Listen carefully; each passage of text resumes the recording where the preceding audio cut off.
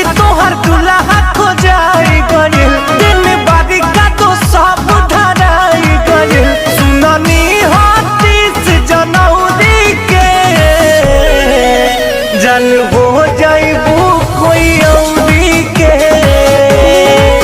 सुननी हाथी से जनौरी के जन हो जाइबू कोई औरी के।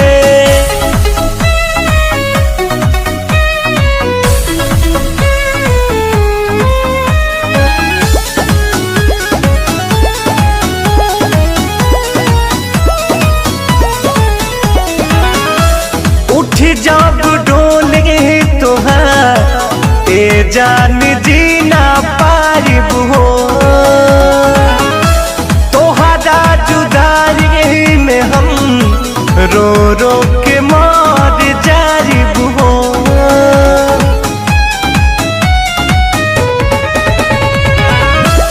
उठी जब डोले तोहार ए जान जीना पारिब हो, तोहरा जुदाई में हम रो रो के मर जाइब हो।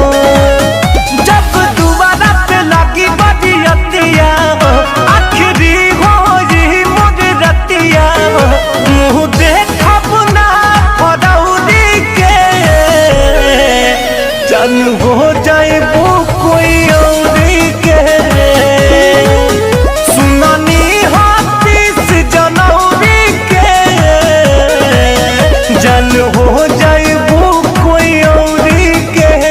सो हेलो फ्रेंड्स, कैसा लगा मेरा वीडियो? उम्मीद करता हूँ आप लोगों को वीडियो बहुत ही पसंद आया होगा। अगर वीडियो अच्छा लगा हो तो प्लीज लाइक करो और यार कमेंट करके बताओ वीडियो कैसा लगा। और बहुत अच्छा कमेंट कर लो, आपके कमेंट पे हमेशा हार्ट में देता रहूंगा। और यार चैनल को जरूर सब्सक्राइब करो, सबसे बाद बेल आइकन करो, जिससे हमारे लेटेस्ट वीडियो का नोटिफिकेशन अब तक ऐसे ही पहुंचता रहे। और यार सपोर्ट करो अपने भाई लोग को, बहुत मेहनत लगती है वीडियो बनाने में, तो यार सपोर्ट करते रहो। मिलते हैं नेक्स्ट वीडियो में, तब तक के लिए थैंक्स फॉर वॉचिंग।